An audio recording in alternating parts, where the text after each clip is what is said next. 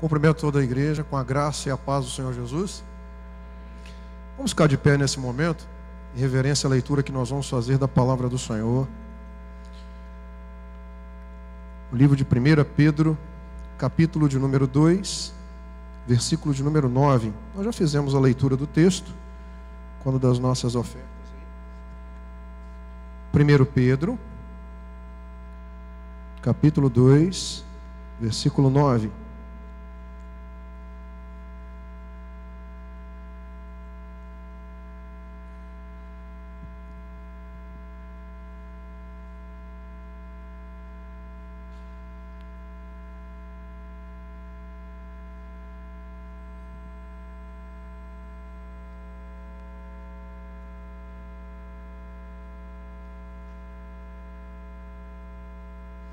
Assim diz a palavra do Senhor. 1 Pedro, capítulo 2, verso 9. Mas vós sois a geração eleita, o sacerdócio real, a nação santa, o povo adquirido, para que anuncieis as virtudes daquele que vos chamou das trevas para a sua maravilhosa luz. Eu vou repetir a leitura. Mas vós sois geração eleita, o sacerdócio real, a nação santa, o povo adquirido, para que anuncieis as virtudes daqueles que vos chamou das trevas para a sua maravilhosa luz. Oremos nesse momento. Nosso Deus, te bendizemos pela leitura da tua palavra, por tudo que o Senhor tem nos falado aqui nessa noite, já por meio dos louvores, de todos os acontecimentos deste culto, e por tudo que o Senhor ainda há de nos falar. Nós te glorificamos assim, em nome de Jesus. Amém. A igreja está sentada.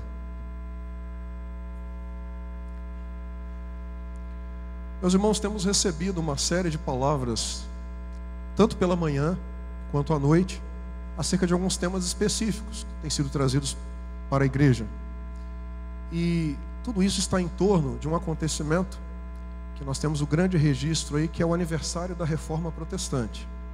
Então, hoje pela manhã foi trabalhada a questão de um dos princípios, um dos 5 princípios da Reforma Protestante, que é a questão da fé, somente pela fé.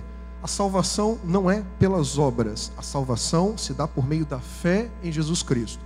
Boas obras representam coisas boas a serem realizadas, mas elas não têm o poder de trazer salvação à vida do homem. É a fé em Jesus Cristo que tem esse poder. E fazendo uma correlação com esse tema, nós vamos trabalhar agora exatamente a situação da santificação.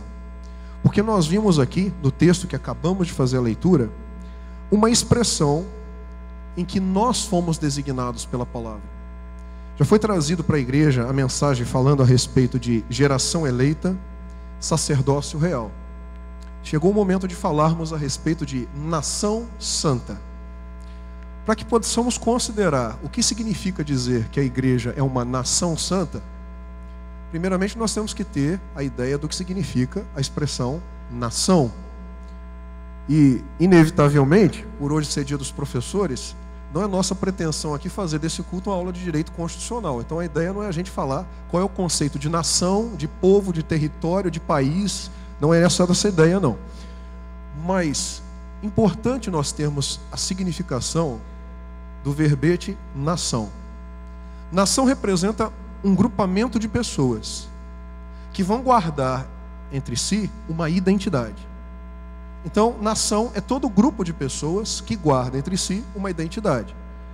Eu poderia fazer algumas perguntas aqui que talvez tumultuariam a celebração do culto. Se eu falasse, por exemplo, de nação rubro-negra, de nação alvirrubra, nação tricolor, só isso aqui já seria suficiente para a gente ver algumas manifestações. E pelos sorrisos que eu já vejo aqui, eu já percebi essa situação. Por quê? Sobretudo aqui em Pernambuco, essas 3 nações são 3 grupos de pessoas que guardam entre si uma identidade, vamos dizer assim, futebolística. Ao mesmo tempo que nós podemos ter uma nação que pode ser designada por pessoas que têm determinados hábitos. Coube a palavra designar a igreja do Senhor com uma característica. Nós somos nação santa. A característica que nos coloca num grupo que se designa por igreja do Senhor tem a ver com santidade. E terrível coisa é tentar compreender nas suas várias profundidades, o significado preciso da palavra santidade.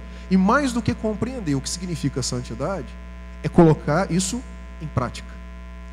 Ainda mais nos tempos em que vivemos. Porque muitos acham que santidade é falar baixo. Pessoas santas falam baixo.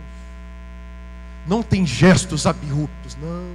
Pessoas santas falam com calma, gesticulam de forma controlada. A mão não avança mais do que 30 centímetros para poder enfatizar o que está querendo dizer. São pessoas que não se exaltam, mantêm sempre o mesmo volume de voz. Geralmente não usam preto, precisam usar cores claras, que traduzem calma, serenidade. Meus irmãos, isso não é santidade. Isso é um estereótipo que às vezes nós fazemos de pessoas santas. Nosso desafio no momento é compreender diante de Deus qual é o propósito dele para a sua igreja ao estabelecer que somos uma nação santa. Eu vou dizer para os irmãos, o processo de tudo isso já foi iniciado. Há um projeto de Deus para que sejamos uma nação santa.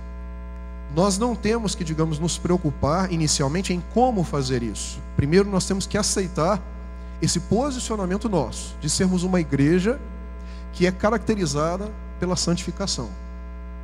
Mas como fazer isso?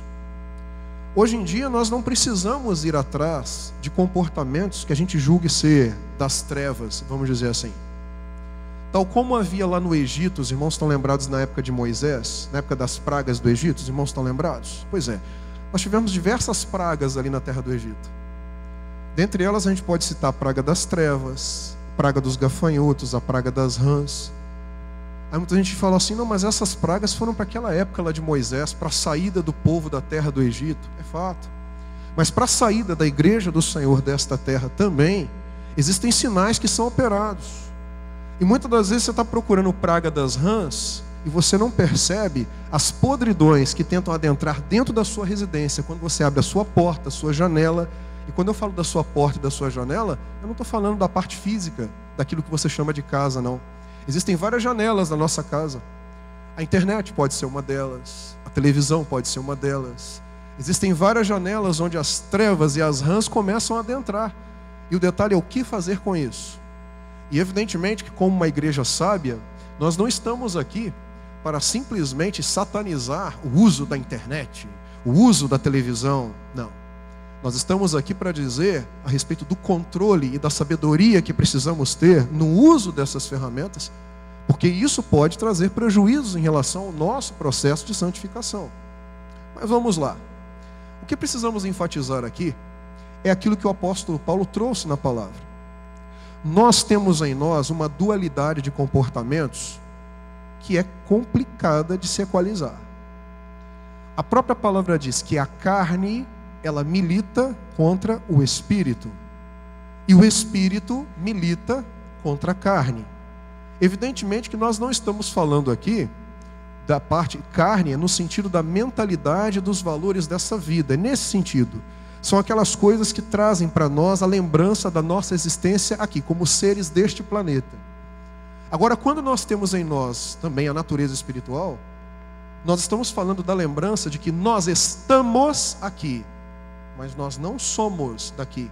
Porque nós não fomos criados simplesmente para uma existência terrena de 70, 80, 90, 100 anos. Nós somos criados para vivermos diante de Deus eternamente. Algo que se perdeu por meio do pecado, mas que através do sacrifício de Jesus, nós recuperamos isso. Agora, o fato é que, se nós estamos diante de Deus, mas vivemos essa dualidade a cada momento, da carne militando contra o espírito e o espírito contra a carne, como igreja, de que maneira nós vamos alcançar esse processo de santificação? Seria muito fácil se nós aqui quiséssemos trazer para os irmãos um código penal do Evangelho. Tem muita gente que espera isso. Não farás isso, não farás aquilo, não pode fazer mais isso, não pode fazer aquilo outro. Muitas pessoas hoje estão esperando lei. As pessoas querem simplesmente olhar condutas, falam assim, peraí, a lei fala que não pode fazer isso. Então se eu fiz isso, não tive uma vida santa. Eu vou dizer para os irmãos, no período da graça, talvez você alcançar qual é o propósito de santificação de Deus para a sua vida seja um dos maiores desafios.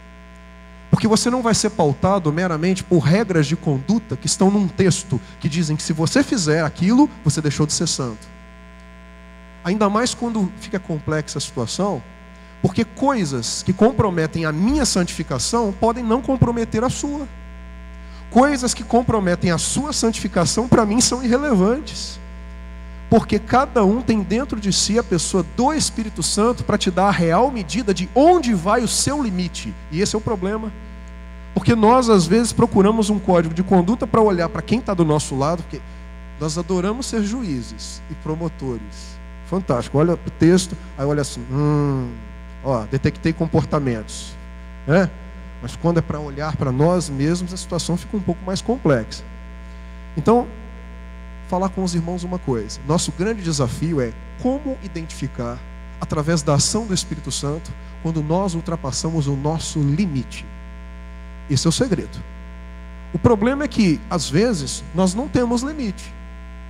Quando nós não temos limite, é porque perdemos a sensibilidade da voz do Senhor falando ao nosso coração. Quando eu era criança, né, como diria lá em Minas Gerais, quando eu era criança em Minas Gerais, lá bem pequenininho, né, como a gente fala lá, na escola dominical me ensinaram uma música que eu acho que muitos irmãos aqui conhecem. Cantava assim: cuidado, mãozinha, o que pega, cuidado, olhinho, o que vê, o Salvador do céu está olhando para você. Cuidado, pezinho, aonde pisa. Depois vinha, cuidado, olho, boca, mão e pé. Mas é só um popurrí aqui para os irmãos lembrarem da canção. Será que santidade é só isso? É saber o que a minha mão pega, o que o meu olho vê, aonde o meu pé pisa e o que a minha boca fala? Será que santidade é só isso? Infelizmente, eu tenho que te dizer, não. A santidade é muito mais do que isso. Porque ela representa ter um coração sensível à voz de Deus, sensível à voz do Espírito Santo, de saber que quando você está prestes a realizar algo, teu coração naquele momento é incendiado. Você fala assim, eu não vou fazer isso.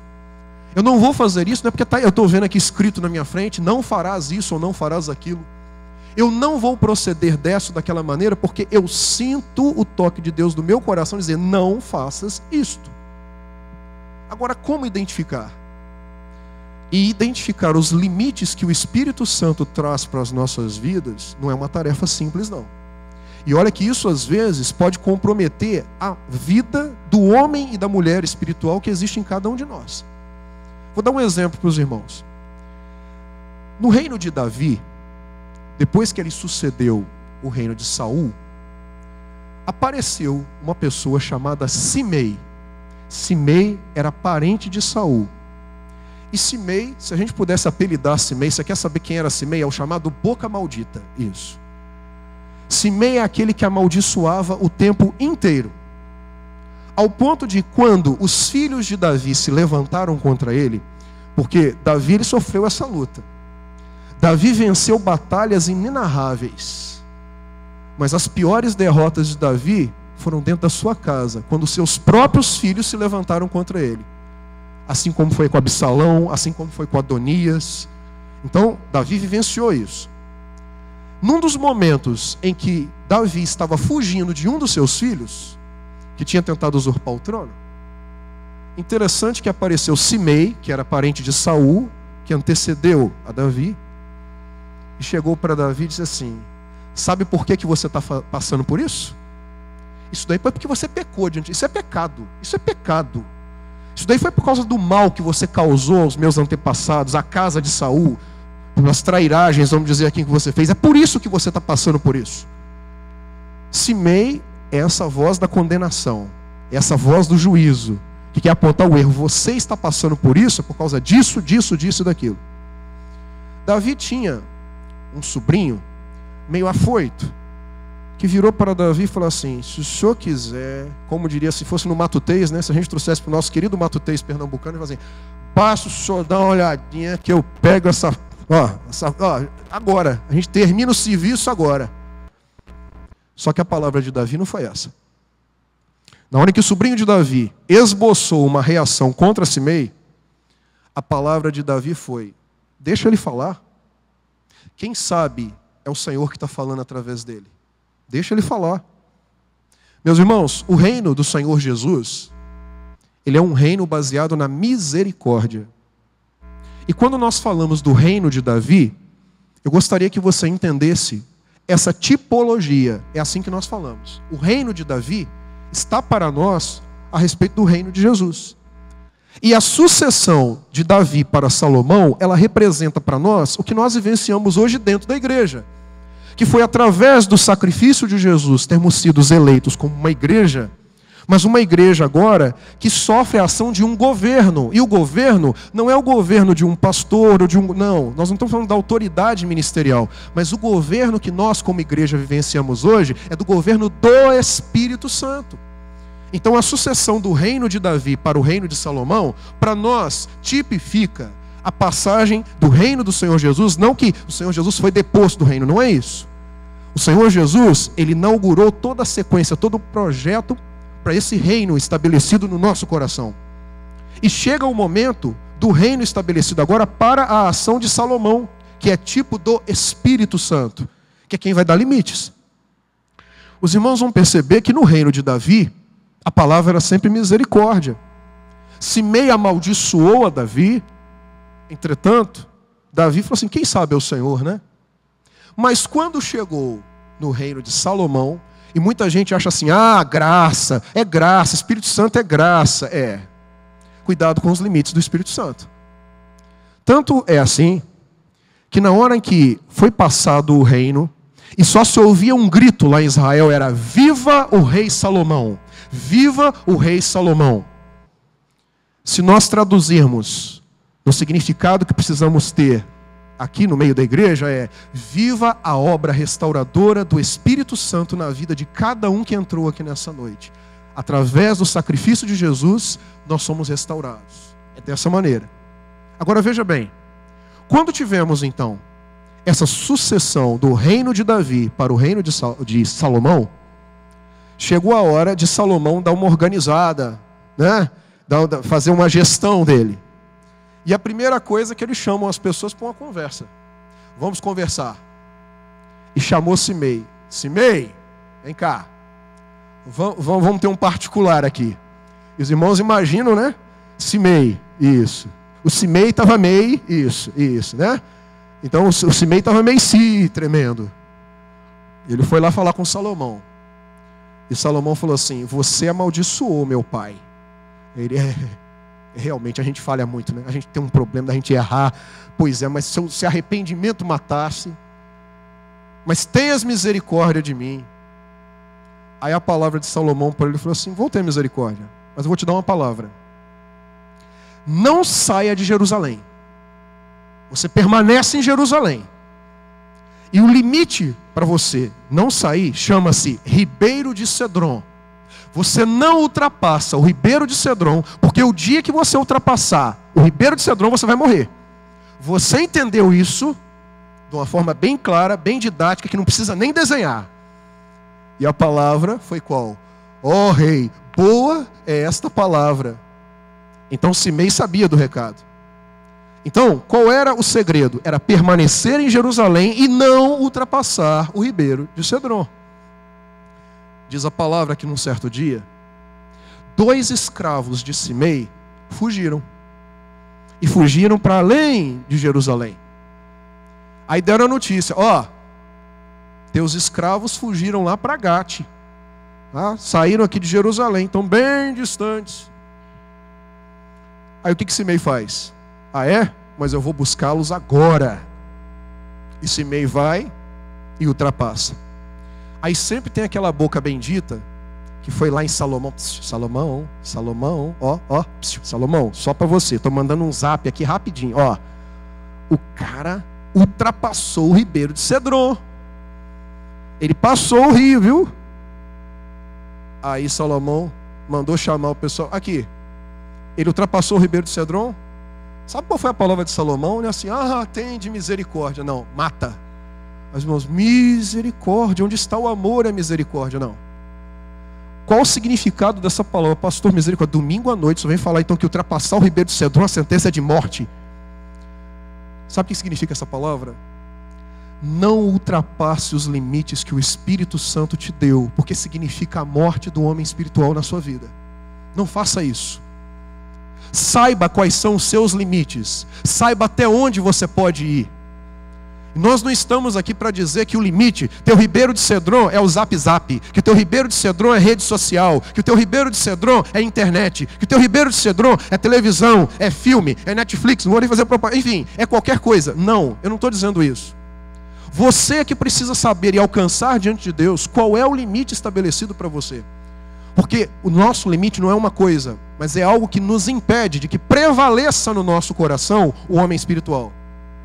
Quando você perde a sua razão de homem espiritual e quem prevalece na sua casa é o homem carnal, quando é a carne que prevalece contra o espírito, você ultrapassou o Ribeiro de Cedron. A mensagem que nós queremos trazer para a igreja acerca de santificação é essa: onde está o nosso Ribeiro de Cedron? Nós precisamos permanecer em Jerusalém. Nós precisamos permanecer no local onde Deus se revela, onde a sua igreja está sediada. Jerusalém para nós representa o local da presença do Senhor. Não ultrapasse o Ribeiro de Cedron. Você jovem, não ultrapasse o Ribeiro de Cedron. Você, o mais ancião aqui da casa, não ultrapasse o Ribeiro de Cedron. Porque isso significa ameaçar de morte o homem espiritual que é em nós. Isso é muito perigoso. Vou dar um exemplo para os irmãos que essa luta não é fácil não. Vamos para a casa de Abraão. Deus fez uma promessa para Abraão. Ó Abraão, eu vou fazer de você uma bênção. Ó, uma grande nação. Aí vem aquela fé, né? Como vimos aqui, uma das solas aí da reforma protestante, a fé. Ah, então como é que é, Senhor? Não, Abraão, eu vou fazer de você uma grande nação, mas a minha fé, ela é assim, é um fé. Não é fé, é fé. Vira para Sara: Sara, Deus falou que vai fazer da gente uma grande nação. Aí Sara: Abraão, você precisa dar a gente precisa dar uma mãozinha para Deus. Deus não vai cumprir assim. Vamos dar uma ajuda, né? Vamos ofertar uma ajuda. Como é que a gente vai ofertar essa ajuda? Vamos fazer o seguinte. Está vendo essa escrava egípcia que tem aqui em casa? Pois é. Você tem filhos com ela e eu vou receber como se fossem meus filhos. Já que eu sou velha, estou estéril, não tenho condição de gerar criança nenhuma. Pronto, você tem filhos com Agar. E foi assim que nasceu Ismael, o primogênito da casa de Abraão. O filho mais velho da casa de Abraão. Passado um tempo, Sara ficou grávida. Aí quando Sara ficou grávida, o nome da criança não tinha outro, Riso. Porque quando Deus disse que ia nascer, né? Ah, não acredito. Riu-se disso. Isaac quer dizer riso. E foi assim que nasceu Isaac. Mas o contexto que queremos ressaltar para os irmãos é que num determinado momento, dentro da casa de Abraão havia duas crianças. Havia Ismael, que era um projeto humano.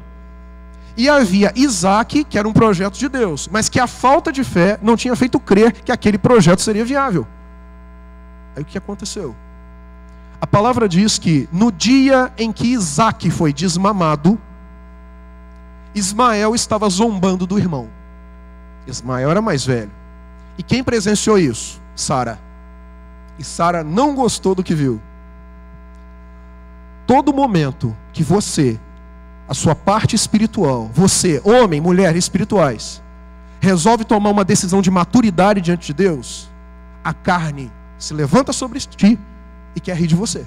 Você ser servo de Deus, você querer servir a Deus, você querer ler a palavra, você ter um coração temente a Deus, você não, né? Expressão usada aí fora, fala sério, você não tem jeito para isso. Sara não gostou do que viu não. Chegou lá para Abraão e falou: Abraão, olha só, esse menino aí, ó, tá zombando de Isaac. Aí ele olha para ela e fala assim: a grande ideia que você teve agora e agora? Manda fora esse menino, porque Ismael não vai herdar com Isaac. Pode mandar embora, não quero aqui não. Os irmãos imaginam aquele lar lá, né? É aquela história de chefe de estado e chefe de governo, né? Chefe de estado é quem aparece para a sociedade, chefe de governo é quem manda dentro da casa, né? Aí você pergunta: quem que era o chefe de governo? Esse menino, Abraão, não vai ficar. Entendeu? Ele não vai ficar. Abraão ficou muito contrariado. Ismael era filho dele. Ismael não era um pedaço de carne que apareceu lá dentro, não. Ismael era fruto dele. Só que agora a mulher virou para ele e falou assim: manda embora, porque o filho dessa escrava egípcia não vai herdar com Isaac. Qual foi a atitude de Abraão? Se entristeceu, lógico. Os irmãos acham que é fácil negar parte de nós mesmos? Não é fácil, não. Isso não é fácil. É hipocrisia que fala: não, isso é muito fácil. É só você falar assim: não, não e não. Precisou o próprio Senhor chegar para Abraão e falar: Abraão, não temas em despedir Agar e a Ismael. Pode mandar embora. Não se preocupe, porque deles eu vou fazer uma grande nação. Você não se preocupe que deles eu vou fazer uma grande nação. Tem horas que eu fico na dúvida se Deus cumpriu essa promessa. Será que o Iraque hoje é uma grande nação? Será que aquela área do Oriente Médio ali... Pois é, é a descendência de Ismael. Quando fala para você da descendência de Ismael, aí você está vendo, quando você olha judeus brigando ali com árabes, pois é tudo parente. É briga entre irmãos. E você está vendo ali um contexto desse, sobretudo em relação ao Iraque. Então olha só, Abraão despede Ismael, mas com o coração doído. Meus irmãos, você acha que é fácil mandar embora Ismael? Não é não, é doloroso. E o que é mandar embora Ismael para nós aqui? Aquilo que em nós não faz parte da promessa de Deus, precisa ser rechaçado.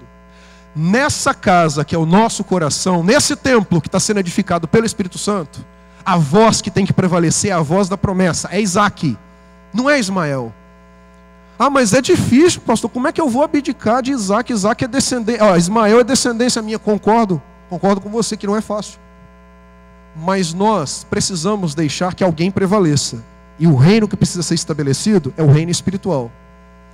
Os irmãos lembram também da oferta de Abel e de Caim, não lembra disso? Aí todo mundo fala, dois irmãos.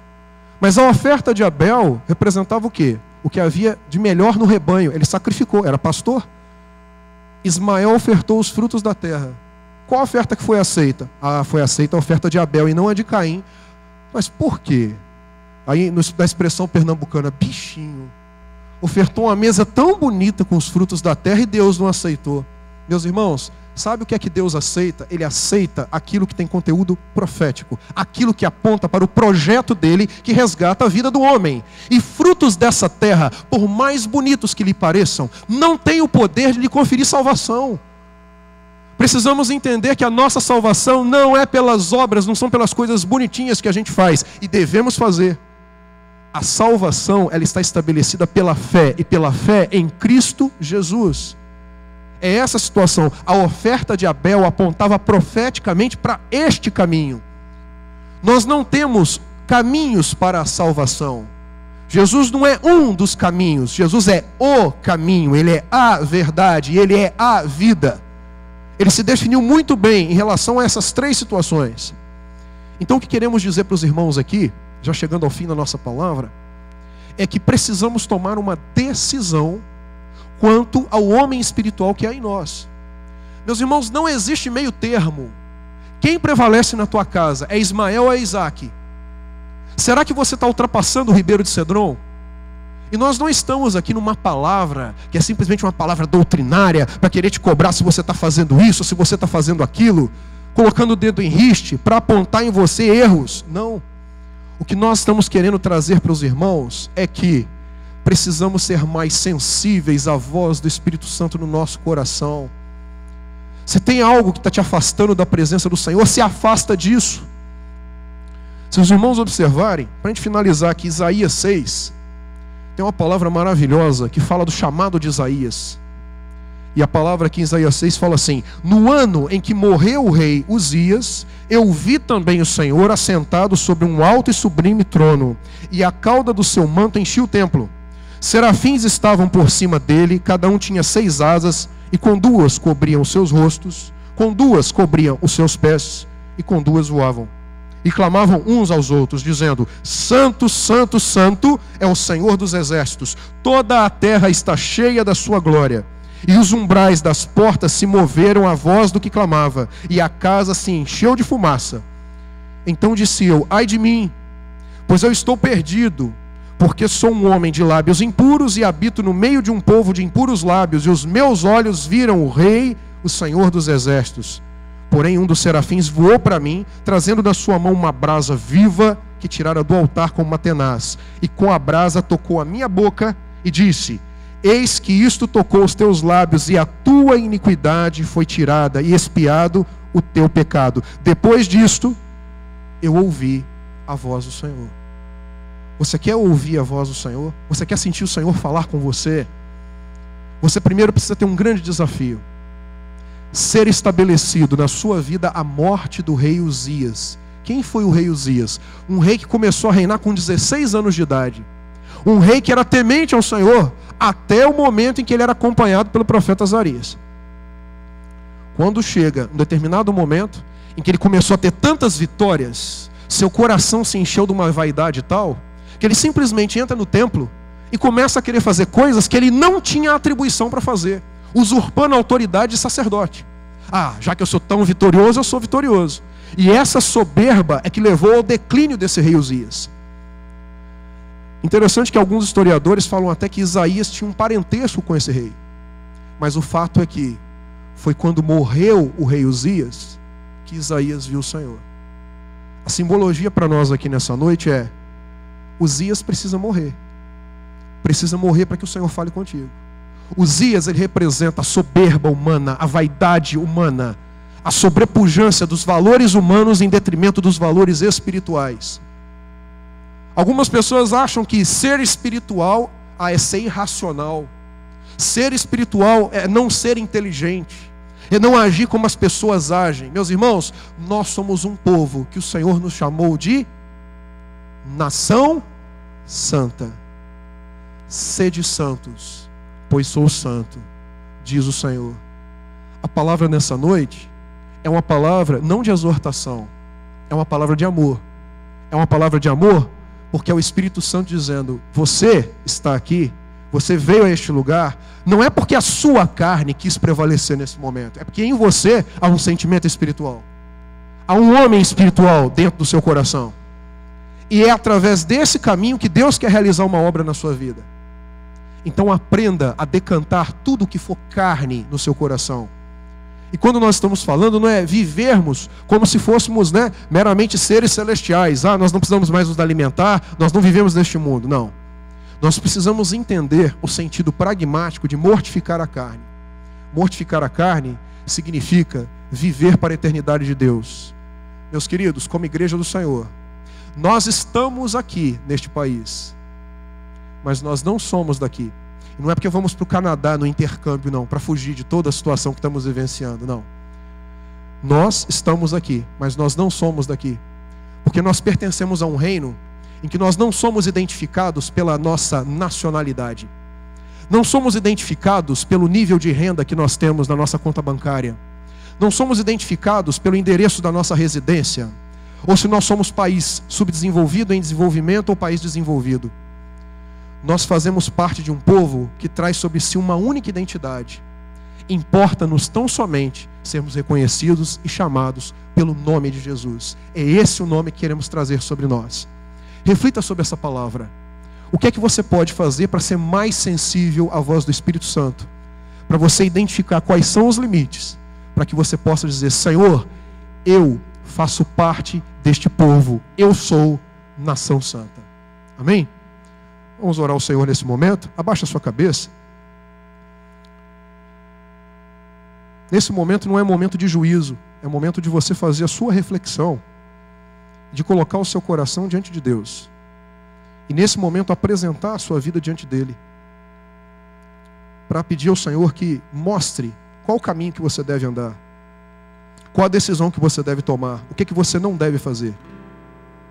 Que prevaleça no seu coração o homem espiritual e não o homem carnal, porque foi para isso que você foi chamado. Nosso Deus, pedimos a tua bênção sobre as nossas vidas, para que a cada dia o Senhor nos leve a essa maturidade, de entendermos que no nosso coração deve prevalecer o homem espiritual, e viva a obra que o teu Espírito Santo realiza em nós, através da consciência do sacrifício de Jesus. Pedimos a tua bênção assim, oramos no nome do Senhor Jesus. Amém.